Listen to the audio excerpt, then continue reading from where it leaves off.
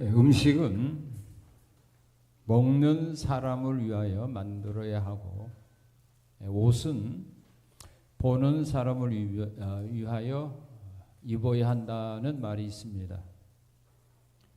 40대 주부가 10대처럼 옷을 입고 파티에 나타나면 웃음거리가 되고 맙니다.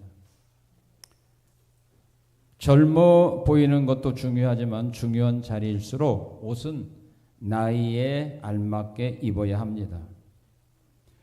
반대로 사람이 너무 노숙하게 입고 다녀도,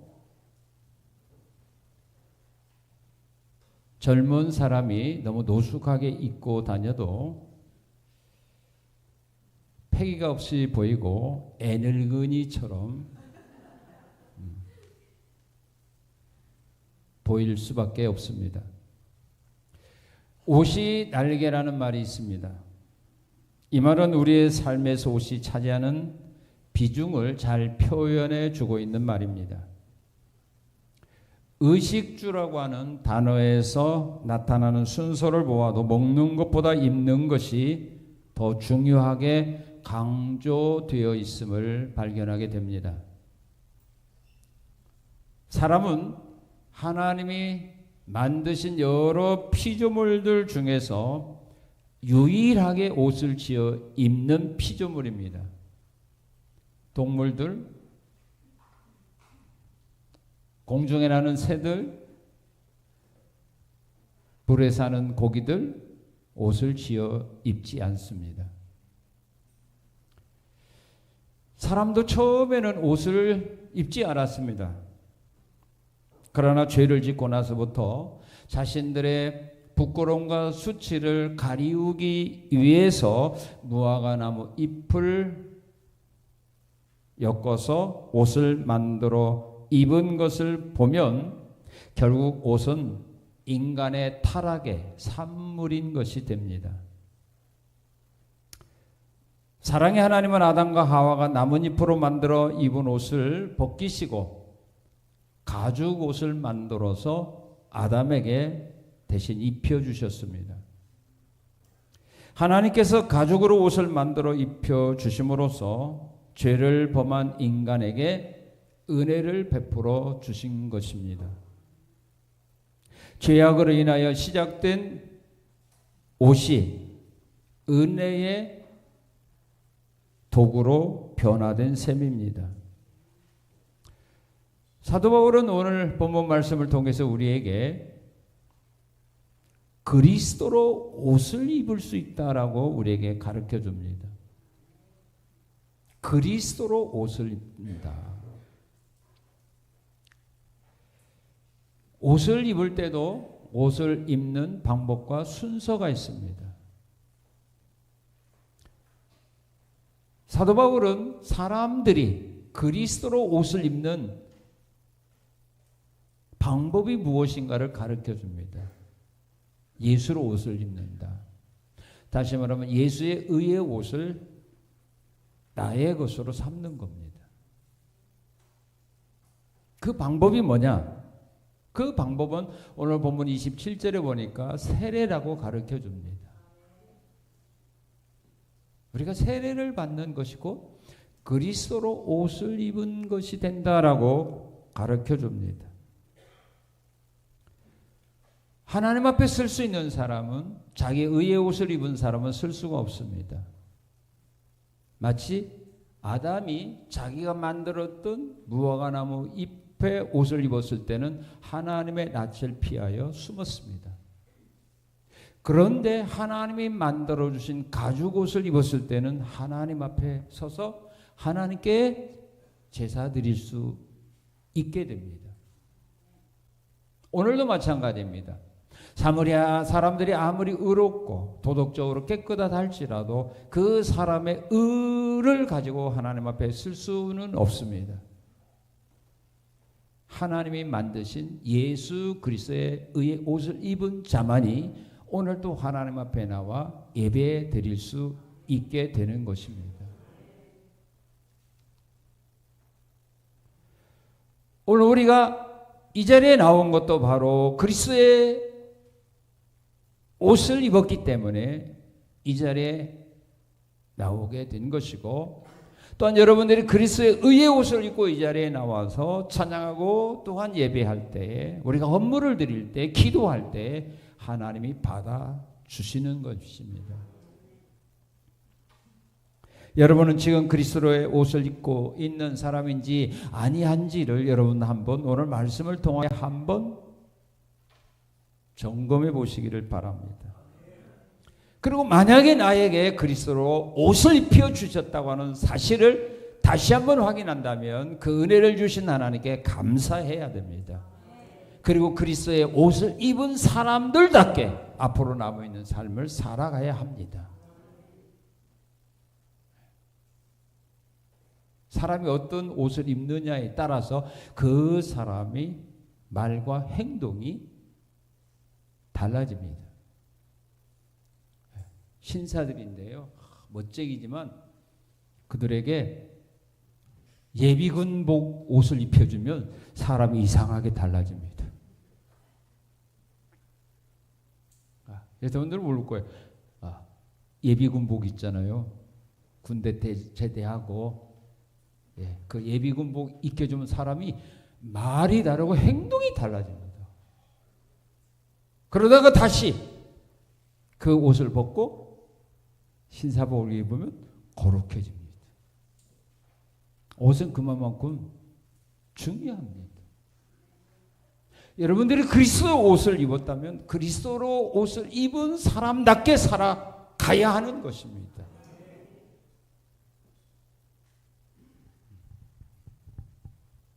그렇게 살아왔는지 살아오지 못했는지, 내가 그리스도로 옷을 입은 사람인지 입지 아니하는 사람인지 오늘 말씀을 통하여 한번 여러분들이 신앙을 점검해 보시고 그리스도로 옷을 입은 성도답게 변화되어 앞으로 남아있는 삶을 우리 하나님의 뜻에 맞도록 아름다운 의의 길을 걸어가는 성산의 성도들이 되시기를 축원합니다. 자, 그러면 하나님께서 이 그리스도로 옷을 입혀주는 사람이 있습니다. 어떤 사람에게 이 그리스도로 옷을 입혀주는가? 이 그리스도로 만든 옷은 사람이 만들 수가 없습니다. 아무리 유명한 옷을 만들어내는 디자인이라도 이 옷을 만들 수는 없습니다. 이 옷은 오직 하나님만 만들어서 우리에게 입혀주는 옷이기 때문입니다. 그런데 하나님은 이 옷을 아무 사람이나 값없이 입혀주는 것은 아닙니다. 자격 있는 사람에게 입혀주는 것입니다. 국가가 군복을 입혀줄 때 아무에게나 군복을 입혀주는 거 아닙니다. 국가가 경찰복을 입혀주실 때 아무 사람이나 막 경찰복 입혀주는 거 아닙니다. 자격을 갖춘 사람에게 입혀주는 것 아닙니까? 학교에서 교복을 입혀주는 것도 남는다고 아무 사람이나 젊은이에게 막 입혀주는 거 아닙니다. 그 학교의 학생이 될 자격을 가진 사람에게 교복을 입게 하는 겁니다. 하나님도 마찬가지입니다. 아무 사람이나 그리스도의 옷을 입혀주는 것이 아니라 자격을 갖춘 사람에게 이 옷을 입혀주어서 그 옷을 입은 사람답게 세상을 살아가도록 하나님이 인도해 주시는 것입니다. 그러면 이 그리스도의 옷을 입혀주는데 누구에게 입혀주는가?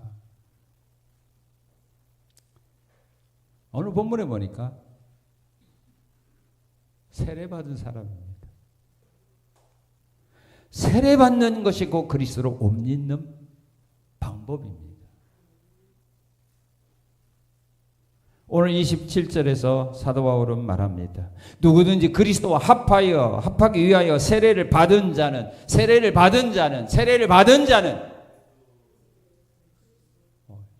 내가 그 다음 글씨를 몰라서 그래요. 그럼 여러분 좀 읽어주면 뭐 덧납니까? 이렇게 해야죠. 100점. 우리 양모사님 100점. 박수, 그래, 박수 쳐줘야. 박수 쳐주세요. 이럴 때는 맞췄는데 얼마나 똑똑해요. 네. 세례를 받은 자는 그리스도로 옷 입을 것이다. 입었느니라. 여러분들은 그리스도로 옷 입은 사람입니까? 앞으로 입어야 될 사람입니까? 입었습니까? 그러면 그리스도로 옷 입을 자격을 갖추고 입은 겁니까? 그냥 입은 겁니까? 어떤 자격? 그게 어떤 자격을 가지고 세례받은 자격? 그냥 무조건 세례만 받으면 그리스도로 옷 입은 거 아니거든요. 자요? 학교 학생이 아닌데 그냥 교복 입혔다고 해서 그 학생이 우리 학교 학생은 아니잖아요. 그렇죠. 네. 공장에서 일하는 사람에게 군복 입혔다고 해서 그 사람이 군인 아니잖아요.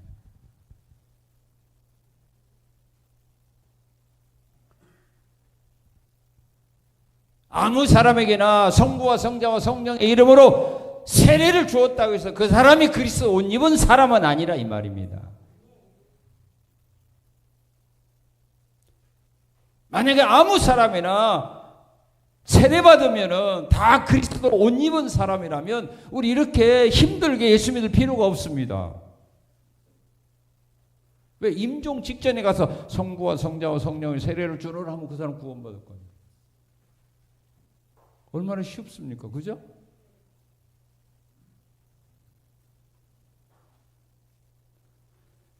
옷을 입을 자격이 있는 사람이 옷을 입어야 된다니까요. 다시 말하면 세례를 받을 수 있는 사람이 세례를 받아야 진짜 그리스도의 옷 입은 사람이고, 자격이 없는 사람이 그 옷을 입고 다니면은 가짜 학생이라니까요. 가짜 신자라니까요.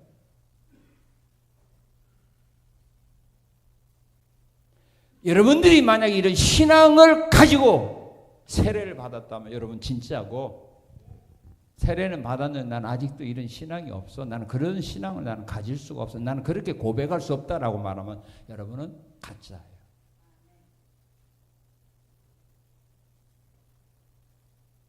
자, 그러면 세례는 어떤 사람이 받는가 봐야 돼요.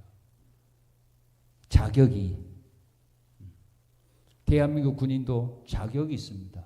아무나 뭐 군인 된다고 해서 받아주는 거 아니에요. 자격이 있잖아요. 세례는 누가 받아야 되냐? 이런 사람이 받아야 돼요.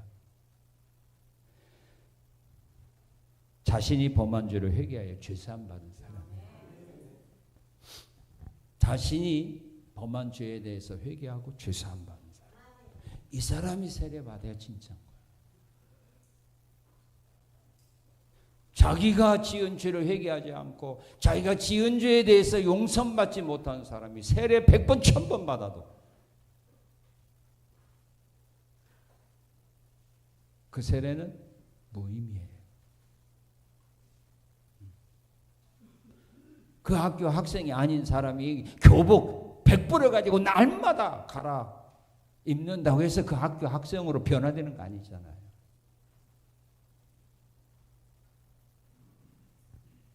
세례는 누가 받느냐? 자격이 있어요. 죄를 회개하는 사람. 회개하면 죄 용서받게 되어 있습니다. 마태복음 3장에 보게 되면 세례 요한이 광야 요단강에 나타나서 회개하라 천국이 가까웠느니라 이렇게 말씀을 전합니다. 그때 많은 사람들이 와서 그 말씀을 듣고 자기들이 지었던 죄를 회개했습니다. 자백했습니다. 그런 자에게 세례 요한이 세례 주었습니다. 그거는 모든 사람에게 세례 준 것가 아니라 자기의 죄를 자복하는 사람에게 세례 주었습니다. 사도행전 2장에 보게 되면 오순절에 예루살렘에 모였던 사람들에게 사도들이 전합니다. 너희가 죽였던 그 예수가 바로 그리스도다. 너희가 죽였던 그 예수가 바로 하나님의 아들이다. 너희가 죽였던 그 예수를 하나님이 살리사 우리 주와 그리스도가 되게 했다라고 가르칠 때, 말씀을 전할 때 그 말을 듣고 많은 사람들이 가슴을 치며 통곡합니다. 우리가 하나님의 아들을 죽였다. 그러면 우리가 어떻게 해야 되냐? 어떻게 해야 살 수 있는 길이 있겠느냐라고 말할 때 회개하라고 말합니다. 회개해야 된다. 그리고 세례받아야 된다.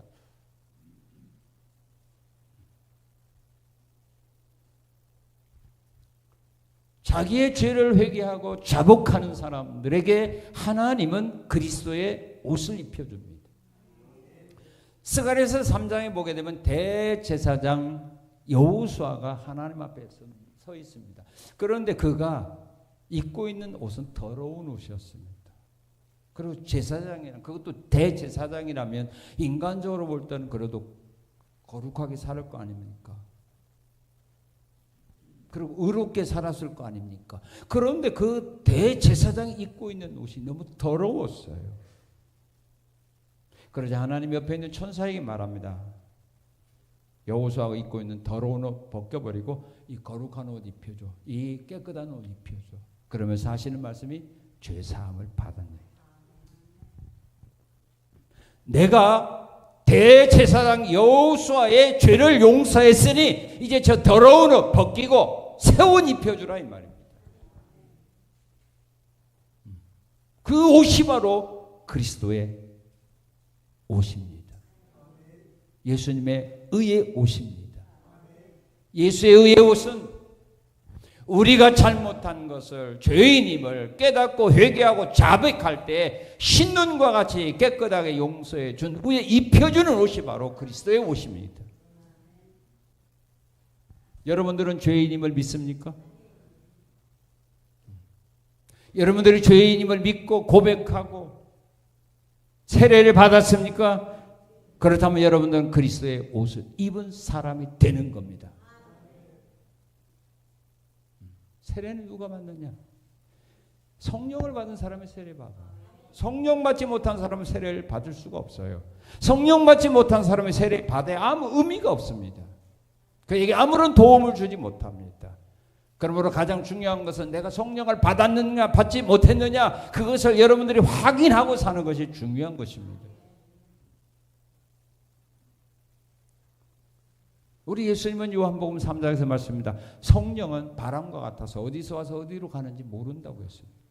성령은 우리의 눈으로 볼 수 없는 분입니다. 신이기 때문에.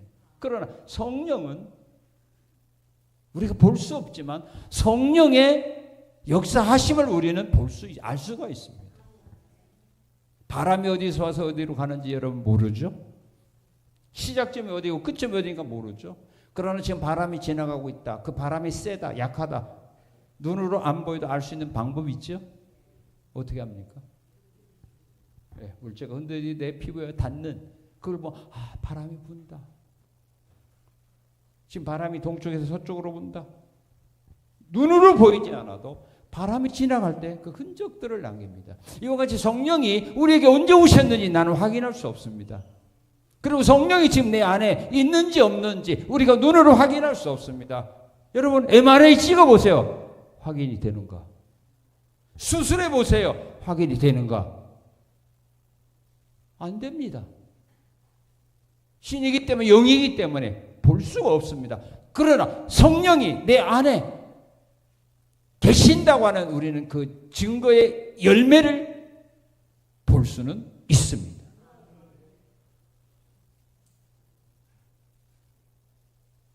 성령이 지금 내 몸을 성전 삼고 내 안에 거하고 있는지 없는지 열매를 보면 합니다. 증거를 보면 합니다.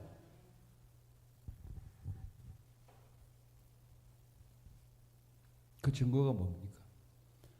로마서 8장 15절에 보면 하나님 우리에게 양자 영을 주셨기 때문에 그 양자 영을 받은 사람은 하나님을 향하여 부를 때 아빠 아버지라 부른다라고 말합니다.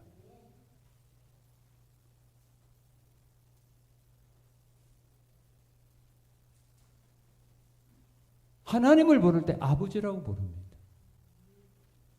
주기도문 할 때 뭐예요? 하늘에 계신 우리 삼촌 그럽니까? 하늘에 계신 우리 할아버지 뭐라고 부릅니까? 왜 하나님 아버지라 부릅니까? 여러분의 마음속에 성령님이 계시기 때문에. 그게 증거예요. 성령이 내 안에 거신 증거가 뭐냐면 이런 열매를 맺어요. 고린도전 12장 3절에 보면 성령으로 하지 않으면 누구든지 예수를 주라 할 수가 없다. 여러분 기도할 때 예수님 뭐라고 불러요? 기도도 안 하는지 알아야지. 어떻게 불러요? 통성 기도할 때 앞에서 인도자가 뭐라고 그래요? 그래 주여. 그럼 여러분 해야 안 해요? 왜? 성령으로 하지 않으면 누구든지 예수를 주라 할 사람이 없어. 그 말은 성령으로 하는 사람은 누구든지 예수를 자기 주인으로 부르고 섬긴다 그 말씀입니다. 그리고 여러분들이 힘들 때 보면 입에서 무슨 말이에요? 아이고야가 안 나오고 무슨 말 나와요? 와 잘하네. 왜 주여가 나와요? 여러분들이 성령 충만하니까 주여가 나오는 거. 내 몸을 성전 삼고 성령이 거하기 때문에 여러분 입에서 주님을 부를 때 주여 성령 받은 거예요. 또한 성령 받은 사람은요 이런 열매를 보면 성령 받으세요. 여러분들이 에스겔서 36장 26, 27절에 보면 하나님이 그렇게 말씀합니다.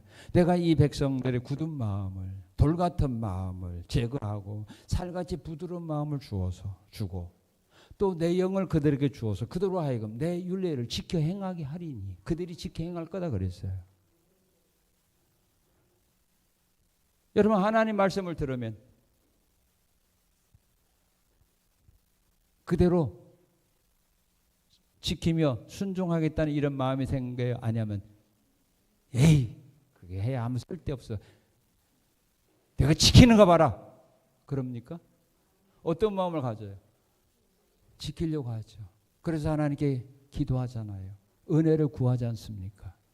믿음을 더해달라고 우리가 하나님께 기도하는 이유가 뭐예요? 하나님 주신 말씀을 지키고 싶어서 그대로 살고 싶어서. 왜 그런 마음을 가집니까? 여러분의 마음에 하나님 보내신 성령이 계시기 때문이다 그 말이에요. 그럼 한번 여러분 자신 한번 진단해 보세요. 하나님의 성령이 지금 나와 함께 하고 있는지 아닌지.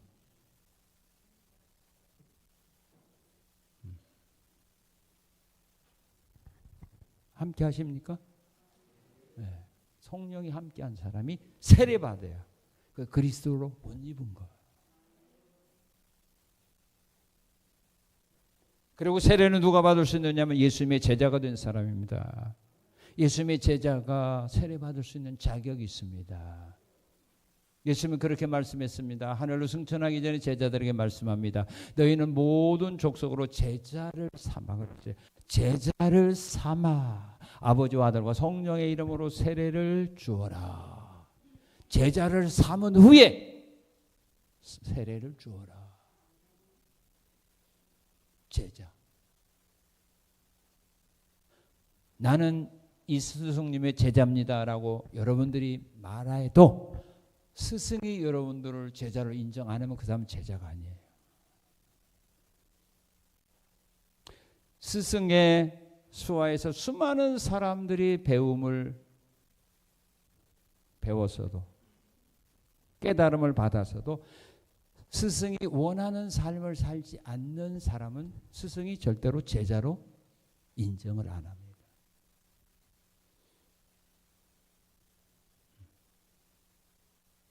예수님의 제자들은 어떻게 사느냐 하면 예수님이 그렇게 말씀했습니다. 마태복음 16장 24절에서 너희가 내 제자가 되고 싶어?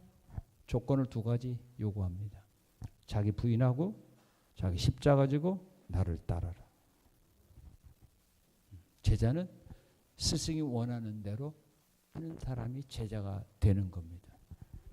그리고 요한복음 6장에 보게 되면 제자는 누구냐면 스승의 말을 진리로 알고 따릅니다. 다른 사람은 그 말을 비웃어도 제자는 스승의 말을 진리로 믿고 따릅니다.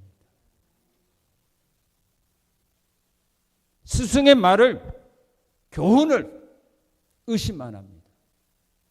그게 제자입니다. 그래서 예수님의 제자들은 예수님이 주시는 하나님의 말씀을 생명의 말씀으로, 영생의 말씀으로 믿고 따르는 겁니다. 요한복음 6장에 보면 예수님이 그런 말씀을 합니다. 나는 하늘로부터 오는 생명의 떡이다. 나를 먹고 마시는 자가 영생할 수 있다라고 말할 때 많은 사람들은 너무 어렵다고 수군대면서 다 떠나가 버렸습니다. 그때 예수님이 제자들에게 말합니다. 너희도 가려면 가라고 말할 때 베드로가 말합니다. 주여, 영생의 말씀이 있는데 우리가 어디로 갑니까? 주님의 말씀을, 영생의 말씀, 생명의 말씀, 구원의 말씀으로 믿는 사람이 예수님의 제자인 겁니다. 그래서 그들은 주님이 우리에게 주신 하나님의 말씀을 절대로 의심하거나 버리지 않습니다. 자기들 마음대로 짓밟아 버리지 않는다, 그 말입니다.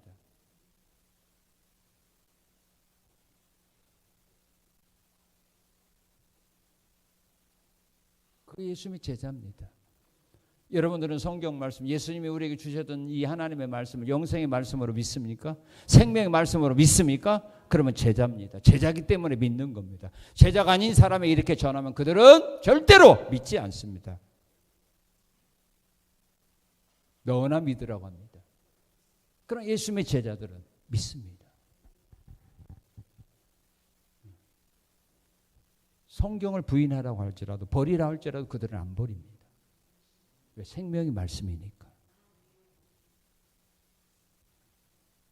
이게 제자입니다.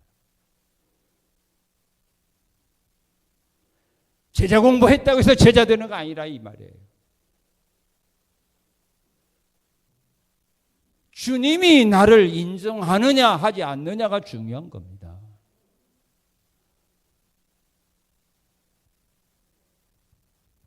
그리고 세례는요, 구원받은 사람이 받습니다. 베드로전서 3장 21절에 보게 되면 물은 예수 그리스도 부활하심으로 말미암아 이제 너희를 구원하는 편이 곧 세례라 그랬어요. 구원하는 편이 곧 세례라. 구원받은 사람에게 너 구원받아서 하고 베푸는 것이 세례예요.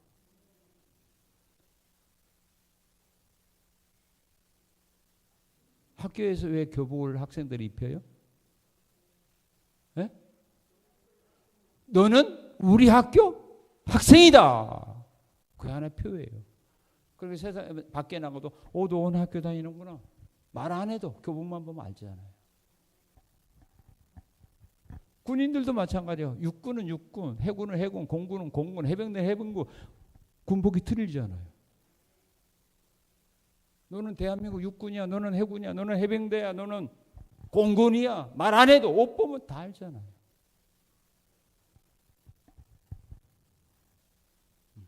구원받은 표예요. 그럼 구원은 누가 받아요? 사도행전 18장 8절에 보게 되면 바울사도가 고린도에서 복음을 전할 때 회당장 그리스도와 가족이 주를 믿으며 또 수많은 고린도 사람들도 듣고 믿었다고 했어요. 예수를 믿었어요. 그들에게 바울이 어떻게 했어요? 세례 주었다고 했어요. 주를 믿는 자에게 세례 주었어요. 왜 주를 믿는 자에게 세례 주죠?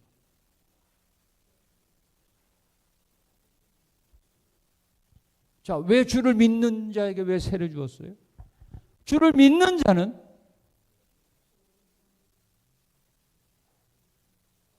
구원했잖아요. 주 예수를 이렇게 눈치가 없어. 주 예수를 믿으라. 그러면 구원했잖아요. 예수 믿으면 구원받잖아요. 그래서 바울이 복음 전할 때 예수 믿는 사람에게 구원받았으니까 세례 다 준 거예요. 안 믿는다는데 누가 세례 줘요? 구원의 확신이 없는데 누가 세례 줘요? 문답을 왜 하는 줄 아십니까? 자기가 죄인지 깨닫는가 본인이 고백하라고 하는 겁니다. 자기가 성령 받았는지, 자기가 하나님의 아들인지, 자기가 구원 받았는지 안 받았는지 확인하기 위해서 문답하는 거예요.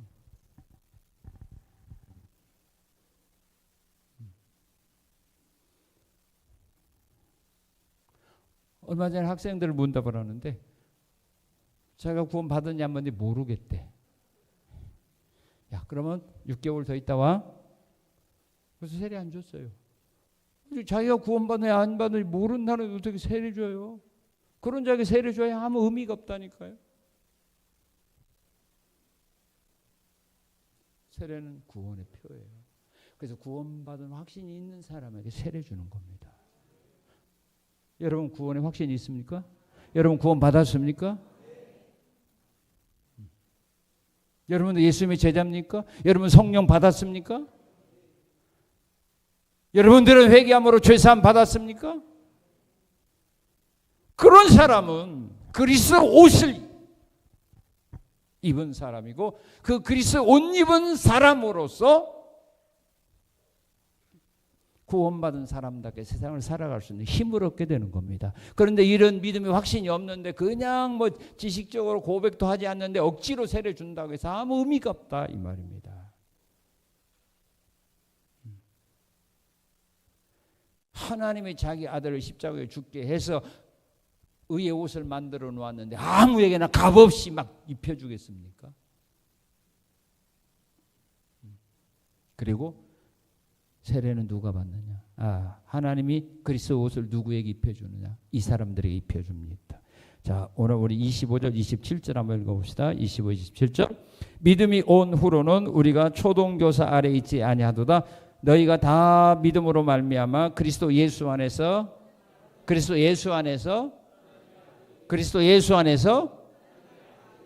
예, 그리스도 예수 안에서 하나님의 자녀된 사람들에게 옷을 입혀줍니다. 네. 그래서 엄마 아빠는 태어날 어린 아이를 위해서 옷 준비합니까 안 합니까? 합니다. 안 했다고 큰일 얼어 죽지. 하나님도 하나님의 자녀들 사람들에게 옷을 입혀주기 위해서 그리스도의 의의 옷을 준비해 놓고 그들이 자녀가 태어났을 때 자녀로 태어났을 때 입혀주는 겁니다. 헐벗고 다니면 안 되지 않습니까? 하나님의 자녀. 그럼 누가 하나님의 자녀가 돼요?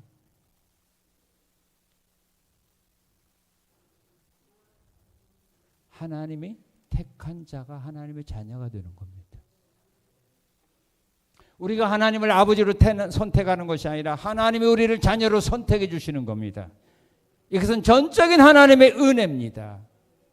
그러면 여러분들이 이 은혜 받은 사실에 대해서 감사해야 되는 겁니다. 나같이 연약하고 부족하고 허물 많고 죄 많은 나를 하나님의 자녀로 선택해 주셨다고 하는 이 사실이 귀한 겁니다. 이보다 더 큰 은혜와 사랑은 없는 것입니다.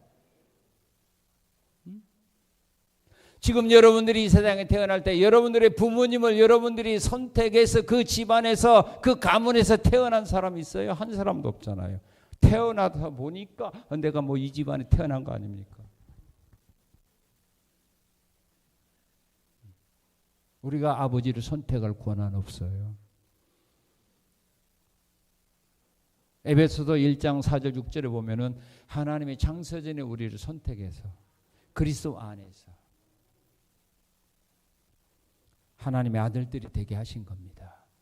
창세전에 우리가 이 땅에 태어나기 전부터 하나님은 우리를 하나님의 자녀로 선택해 주셨습니다.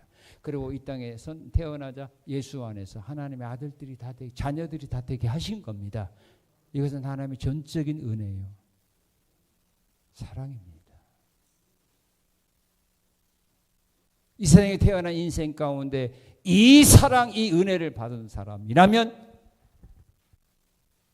최고의 은혜와 최고의 사랑과 최고의 복을 받은 겁니다. 이보다 귀한 은혜와 복이 어디에 있습니까?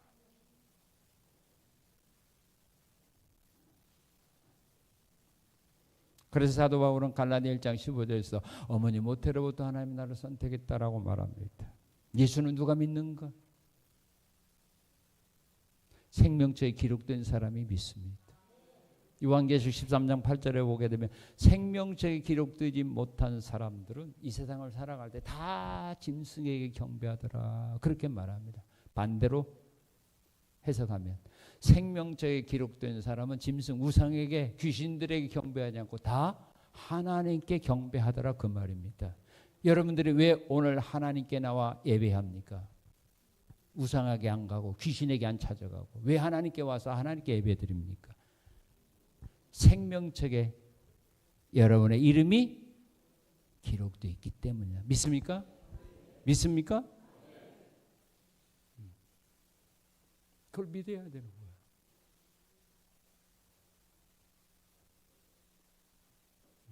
여러분이 확인하지 않아도 열매를 보면 내 이름이 하늘의 생명책에 기록되어 있다는 것을 내가 확인할 수 있지 않습니까? 그런 확신 속에서 여러분들이 살아가야 흔들리지 않는 겁니다. 이단들의 미혹을 받아도 미혹당하지 않는 겁니다. 말씀이 그렇다면 그런 겁니다.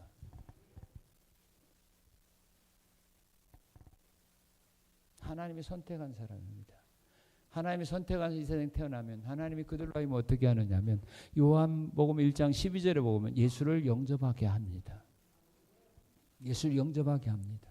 영접하는 자 고기를 믿는 자들이 하나님의 자녀가 되는 권세를 주셨습니다. 예수를 믿도록 하기 위하여 우리의 죄와 허물로 죽은 우리의 영혼을 중생시키는 겁니다. 그리고 우리에게 믿음을 선물로 주시는 겁니다. 그래서 예수를 영접하게 하는 겁니다.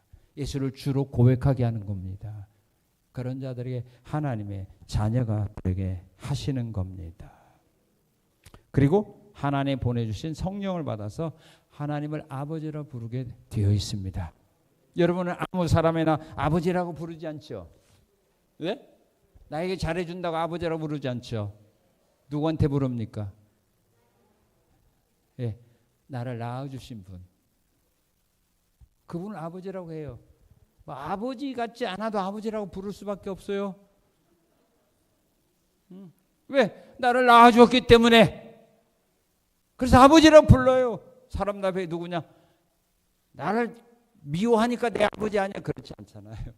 아버지라고 소개합니다. 그리고 부릅니다. 이와 같이 하나님의 자녀는 하나님을 부를 때 아버지라고 부른다. 그 말입니다. 여러분들 하나님 아버지라고 부를 수 있습니까? 어떻게 부릅니까? 어떻게 하나님 아버지라 불러요? 이렇게 된 거 아니에요? 어떻게 하나님 아버지라 불러요? 자, 여러분들이 아무 사람이나 와가지고 아버지 나 돈 5천만 원만 주면 줘요? 오도 나 아버지라 부르지 그래도 내 아들이가 줄게 그런 사람 없죠? 아무 사람이나 가서 나 아버지라고 부르지 않아요.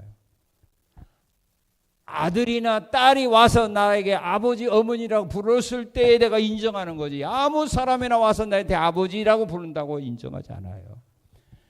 이처럼 우리가 하나님을 아버지라 부를 수 있는 것은 내가 하나님의 자녀이기 때문에 가능하다 그 말입니다. 귀신들이 마귀들이 자기 아버지인 사람들은 귀신을 찾아가서 아버지라 부르잖아요. 요한복음 8장 44절에서 예수님 그렇게 말하면 너희는 너희 아비 마귀에게서 났기 때문에 거짓말한다고 그랬어요. 우리 아버지는 마귀가 아니라 하나님입니다. 그렇기 때문에 우리는 하나님을 내 아버지라고 자신 있게 부르게 되는 겁니다. 이들에게 바로 그리스도로 옷을 입혀줍니다. 이 옷은 값으로 계산할 수 없는 옷입니다. 이 옷은 오직 하나님만 만들 수 있는 옷입니다. 이 옷은 하나님만 우리들에게 입혀줄 수 있는 옷입니다. 그러면 이 옷을 입은 사람은 이제 어떻게 살아가야 될까? 세상에서는 자기 멋대로 가고 싶은데 다 가고 먹고 싶은 거 다 먹던 젊은 청년들이요. 군대 가게 되면 군복을 입혀주게 되면 어떻게 해요? 완전히 군대에서 요구하는 것 다 해줄 수밖에, 할 수밖에 없습니다. 그게 자기가 사는 길이니까. 그렇게 하도록 하기 위해서 공짜로 먹여주고 입혀주고 그다음에 뭐야, 월급까지 주지 않아요. 왜 하나님이 우리에게 은혜와 복을 줍니까? 왜 여러분들의 기도에 응답해 줍니까? 여러분들이 원하는 삶을 살아가라고 주시는 거 아닙니다. 오늘부터 너는 그리스도로 옷 입은 사람이니 그리스도 옷 입은 사람답게 살아가라. 그런 의미에서 은혜와 사랑과 복도 주고 우리가 기도할 때 응답도 해주는 거고 믿음도 주는 거고 재물도 주는 거지. 여러분들이 원하는 삶을 살아가라고 주는 거 아니라 이 말이에요.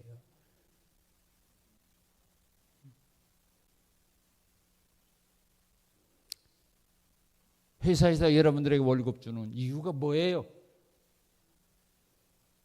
여러분의 가정에 가서 일하라고 주는 거 아니에요. 회사가 원하는 일 열심히 하라고 주는 거예요. 그래서 일하다가 어려운 일을 만나게 될 때 도움을 청하잖아. 이것 좀 해달라고. 이 문제 해결해달라고. 그럼 해결해 줘요. 왜? 회사를 위해서. 하나님도 마찬가지예요. 그리스도 옷 입은 사람답게 살아가도록 하기 위해서 우리의 필요한 것들을 채워주십니다. 그러면 그리스도 옷을 입은 사람은 어떻게 살아가야 되는가? 여러분 지금 이렇게 살아왔는지 한번 점검해 보시고, 이렇게 못 살았다면 앞으로라도 그리스도 옷을 입었으니까 좀 살아가야 되잖아요. 결혼하는 신부가 신부 화장을 하고 드레스 입혀줬는데 식당에 가서 설거지하고 있으면 안 되잖아요. 어디로 가야 돼요? 결혼식장에 들어가야 되잖아. 우리에게 그리스도로 옷을 입혀줬으면 그 옷 입은 사람답게 살아가야 되는데 자기가 원하는 삶을 살면 안 되잖아요. 그래서 그리스도 옷 입은 사람은 어떻게 사느냐면, 자, 갈라디 2장 20절. 자, 시작. 다시 시작.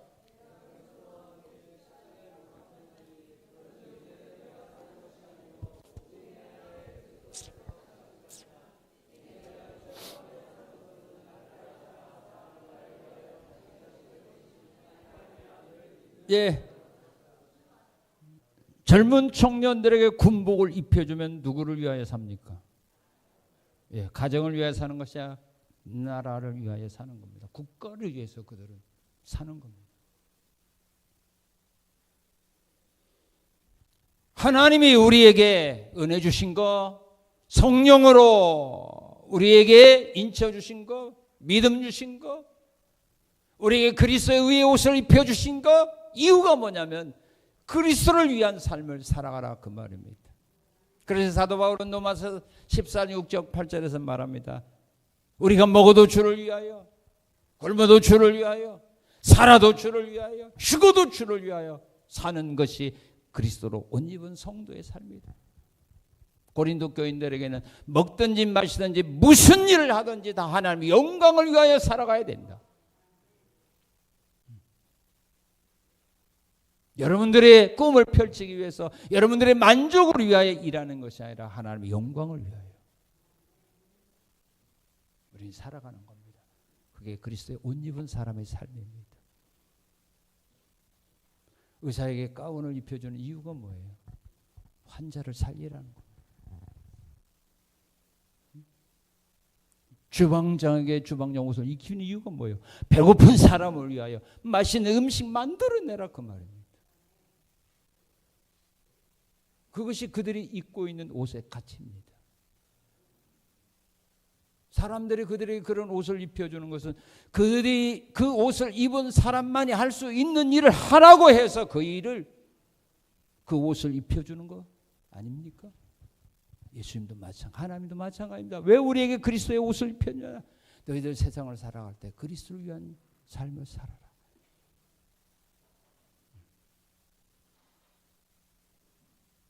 그렇게 하기 싫은 사람은 뭐 하면 돼요? 벗으면 돼요. 벗어버리세요. 그럼 되잖아요. 주방에서 일하기 싫은 사람 뭐예요? 껌 벗어버리고 나오면 되잖아요.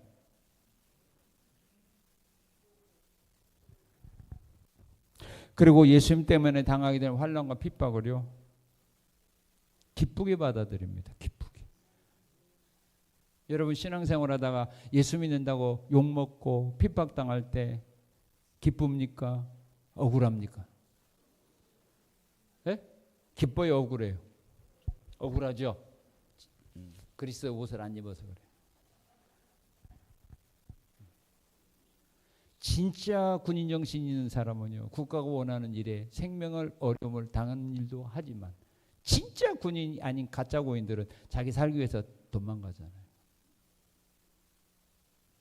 진짜 그리스도로 옷 입은 십자가의 군인들은 환난과 핍박받을 때 그것을 기쁨으로 받아들입니다. 그래서 사도들은 예수의 이름으로 채찍받는 일을 즐거워했어요. 예수님도 의를 위해 핍박을 받는 사람은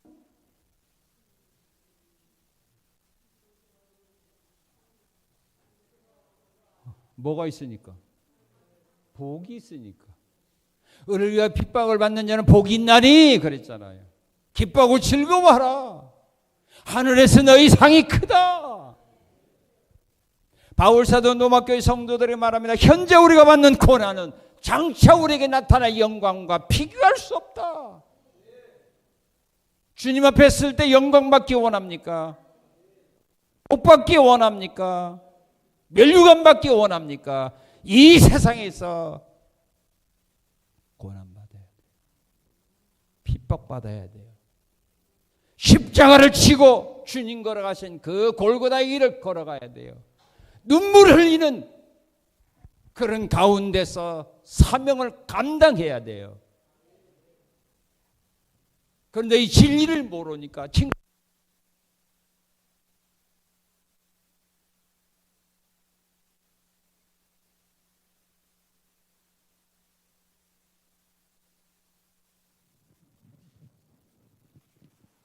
소경들이라고 그래. 소경. 소경이기 때문에 볼 것을 못 보니까 그렇다 이 말입니다. 그렇게 신앙생활하는 자들 주님의 심판 앞에 설 때 슬피 울며 이를 갈며 통곡하는 그 날이 오리라고 주님은 이미 말씀하셨습니다. 제발 우리 성산의 성도들은 그런 자 되지 마시기 바랍니다. 그 어리석은 길을 걸어가는 자 하나도 없기를 바랍니다. 핍박받는 거요, 욕먹는 거요, 손가락이 자랑하는 거요, 그것을 당할 때 기뻐하고 즐거워할 줄 아는 사람이 진정으로 그리스도로 옷 입은 성도의 삶을 길을 걸어가는 신자라 그 말입니다. 사람들에게 칭찬받고요, 사람들에게 박수받는 길은 할 사람이 많아요. 내가 안 해도 여러분이 할 사람이 많아요. 그런 힘들고 어려운 일은 할 사람이 없어요. 그런데 참다운 예수님의 제자였던 아리마다 요셉은 그 일을 합니다. 예수님이 십자가에 죽으셨을 때 제자들 다 도망갔어요. 그 시체를 두고 장사 지낼 만한 사람이 없어요. 그때 아리마다 사람 요셉이 빌라도에게 찾아가서 말합니다. 예수의 시체를 주세요. 내가 장사 지내겠습니다. 그게 진짜 제자예요. 그리고 그리스도의 옷 입은 사람은요, 성령의 은혜 안에서 하나 되어 사는 겁니다. 세상의 정치는요, 여당 하나에 야당이 엄청 많습니다. 또 여당 안에서도요, 뭐 개파가 좀 있어가고 무슨 파 뭐 여기 갈라집니다. 그러나 그리스도의 옷을 입은 사람은 하나밖에 없어요. 팔도에서 군대에 모여온 사람들 보면 다 가지각색입니다. 그러나 군복하면 싹 입혀놓게 되면 하나잖아요. 명령이 살고 명령이 죽는 거 아닙니까? 우리는 그리스도의 옷을 입은 사람들입니다. 그러므로 하나, 성령이 하나 되게 하시면 힘써 지키는 겁니다. 교회 안에서는 파당이 있어서는 안 됩니다. 네 사람, 내 사람 구별하는 사람은 그리스도로 옷 입은 사람이 아닙니다. 고린도 교인들이 책망받았습니다. 육에 속한 사람들이라고 책망받았습니다. 그 이유가 뭡니까? 나는 그리스도에게, 나는 바울에게, 나는 아볼로에게, 나는 게바에게 속했다. 당을 지었습니다. 그들을 향하여 육에 속한 사람들이라고 책망합니다. 우리 성산교회 성도들은 그리스도로 옷 입은 영에 속한 사람들이기 때문에 절대로 그런 일이 일어나서는 안 되는 겁니다. 성령은 이미 하나 되게 하셨습니다. 그 일을 지키기 위하여 때로는 내 마음에 안 드는 그런 일이 있을지라도 하나 되게 하심을 지키기 위하여 내가 양보하고 희생해야 되는 겁니다. 그게 그리스도의 옷을 입은 성도의 삶이기 때문입니다. 그리고 어두운 세상에서 빛을 발하며 살아가는 겁니다. 우리는 옛사람을 모시고 새사람을 입고 살아가야 됩니다. 어둠의 일을 벗고 낮과 같이 단정하게 살아가야 됩니다. 그리고 그리스도의 옷 입은 사람들은 희망을 하나 가질 수가 있습니다. 그 희망이 뭘까? 그리스도 옷 입은 사람들이 받게 되는 복이 있습니다. 우리 29절 한번 같이 읽고 마치겠습니다.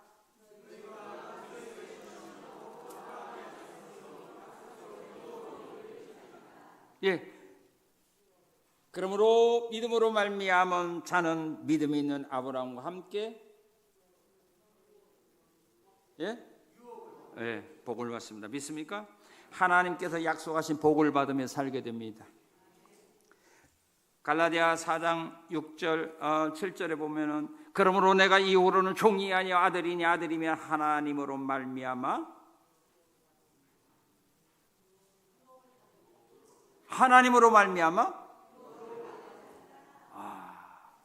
여러분 부모님이 뭐 상속 못 받는다고 너무 실망하지 마세요.